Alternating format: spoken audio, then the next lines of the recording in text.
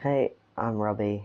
If you're new around here, I'm currently documenting my attempt to become the first transgender person to cycle around the world.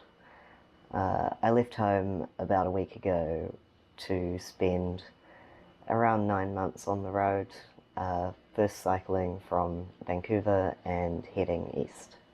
This ends the first week of me cycling around the world. I figure the best way to go about this is for me to camp most of the week and then every now and then find a place to hole up and record this video, so let's see how that goes. The trip started on the 6th of June when I caught a flight from Auckland Airport to Vancouver. Before then, I had been in an absolute frenzy, packing up my life, quitting my job, getting rid of most of my stuff except the bikes, of course, stressfully trying to put my bike into a box while trying to figure out a bunch of technology problems along the way. In the days leading up to before I left, we had a small farewell barbecue outside, and on the very day that I started packing, I noticed that the iPad that I've been using to create and edit videos was not charging anymore. So this was the start of the problems for the start of the trip. As soon as I got on the plane, I found out that my technology was pronounced dead. So got held up a couple days in Vancouver trying to sort out both the technology I use to edit these videos, but also the technology I needed to put the maps onto my Garmin for the North American continent. If you remember Joe Nation's To Divide attempt last year, he came third with no base maps on his Garmin. He just followed the dots of the other riders that were in front of him. And I found the exact same thing happened to me when I came over from New Zealand, that a device that I thought had all of the world's maps turned out to have no maps at all. So getting out of the airport was a total drama, getting used to riding on the other side of the road while not having any navigation as I stumbled my way down to downtown Vancouver. But it didn't turn out to be all bad. While I was stuck in Vancouver trying to sort out all of my technology problems, I got to meet Eric, Mr. True Marmalade, with his incredible cargo bike that's covered 30,000 kilometers on the North American continent in the last year. And I got to go to a few bike shops, like Our Community Cycles and Kissing Crows, where we had long chats about cool bikes, and I looked at all their cool stuff. While I was there, I even got a sneaky peek of the back room. As an owner of a mini velo tandem myself, I got to see Josh's awesome Bike Friday tandem as well. So while it was a real sting to have to replace some tech right at the very start of the trip, I did get some awesome dumpster diving tips from Eric. I got to see the cargo bike show, and I got to make a bunch of new friends when I stayed with Joe and Mono, who were total lifesavers. Given that Vancouver is so expensive, I really wasn't going to be able to sustain staying in Vancouver for very long with the price of places to stay being so high, but also being a very steely city when it comes to bikes, not being able to risk going anywhere where I would have had to leave my bike outside.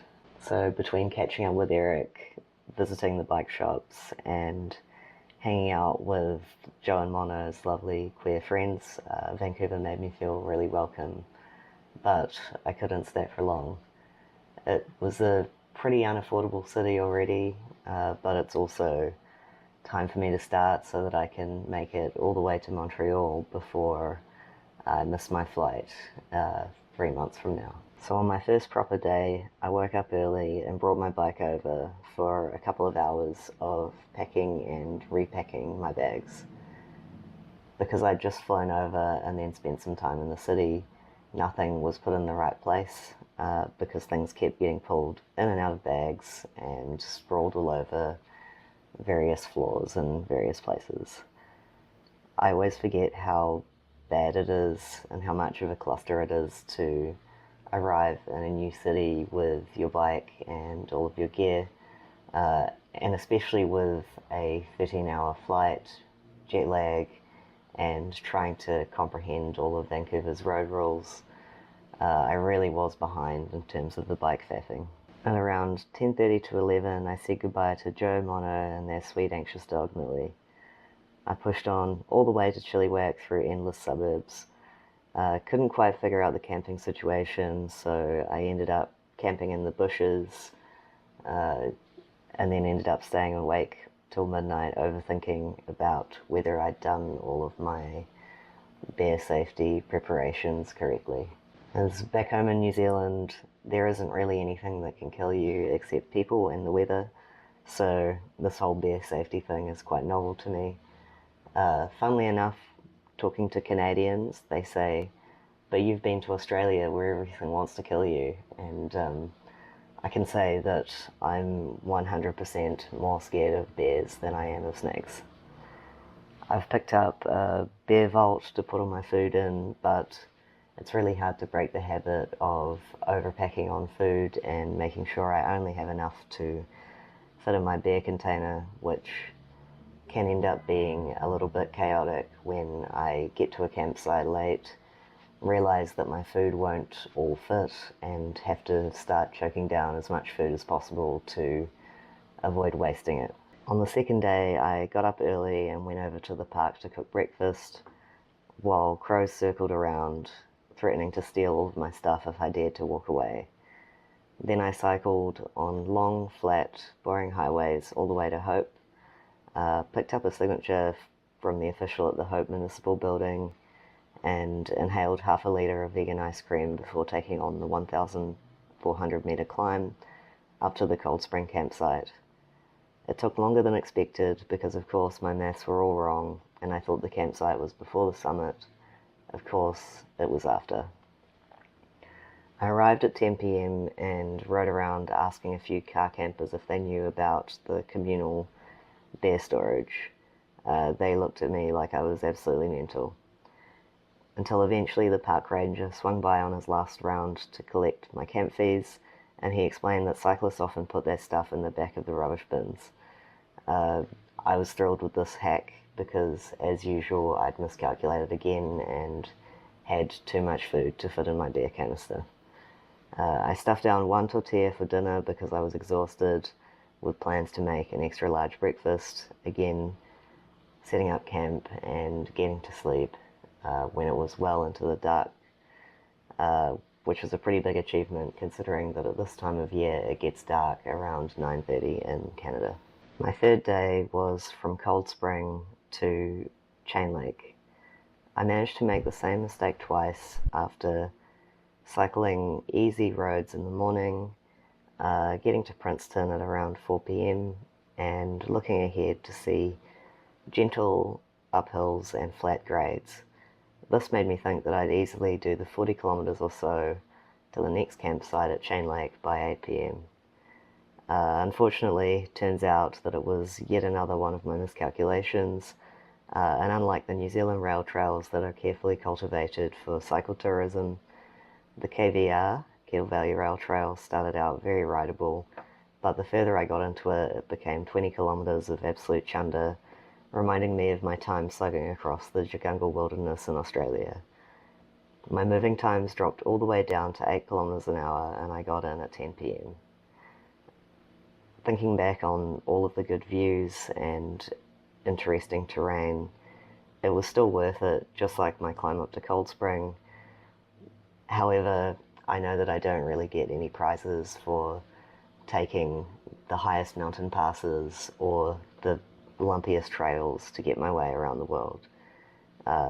Big, flat, fast road and a lumpy Chundari mountain pass are just the same in Guinness's books. So, thinking about this, I know that I really need to think carefully before picking which of the detours I want to take. Otherwise, I might start getting behind. Once again, because I got back at 10 p.m, wasn't super fun setting up camp and cooking dinner. It was mostly a mix of trying to smash back as much food as possible, and then quickly drinking a bunch of remaining coffee before scrubbing everything clean in the lake so that the critters couldn't get to it. This day I went to bed at 11:30 p.m. The next leg of my journey was from Chain Lake all the way to Oliver. I got up at 5 a.m. and started riding toward Penticton before stopping at another campsite to cook breakfast and do the dishes. When I was at Princeton yesterday, I heard that there were cyclists ahead, but I still haven't seen anyone.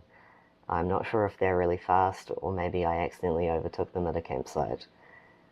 Knowing that my bike weighs about 35 kgs, I'm not the fastest rider, so they're either extremely leisurely or maybe they're just bikepacking normally. Instead of staying on the Kettle Valley Rail Trail, I have a little break and take the Princeton-Summerland gravel road for a bit to get away from all of the chunder, and I rejoin closer to town where it's a little bit more rideable. Summerland is an impressive place, but I'm in a hurry so I don't stop for long before bumping down the long rail trail to Penticton. I booked the cheapest accommodation in Oliver, which turns out to be less than a third of the price of the worst hostel in Vancouver, to get on top of some of my admin and take the cholera vaccine I've been carrying around with me for a week. I had to bring this vaccine with me because it was back-ordered in New Zealand and I didn't get my second dose until I was about to leave. I wander down to the shops and complete my first successful dumpster dive, but I'll confess that I'm a little worried about my dental hygiene in North America with all of this sugar. So some of the highlights from this week, my first week in Canada, was hanging out with the queer and the cycling community in Vancouver, cycling over some of the epic mountain passes on the Crow's Nest Highway, finally getting on top of all of my gear issues, but unfortunately not really on top of any of my phone admin. And I know that all of the admin I'm behind on is really pushing all of my times later and later because I'm constantly trying to keep on top of bike problems and internet stuff each day. For all of you who like weird bikepacking food, I ate plenty of weird things this week, including beef stew free from the hostel mixed with 2-minute noodles, turkey from a can and wraps. Turkey was free from Eric, and of course my first bout of dumpster diving as well. So far I've done roughly 500 kilometers with big elevations each day and a couple of rest days in Vancouver to get all of my stuff sorted. I've got roughly a week to 10 days left in Canada before I cross the border into the United States. But for now, I have to pack up my brief, comfortable indoor existence and head back out onto the trails. I hope to see you again soon.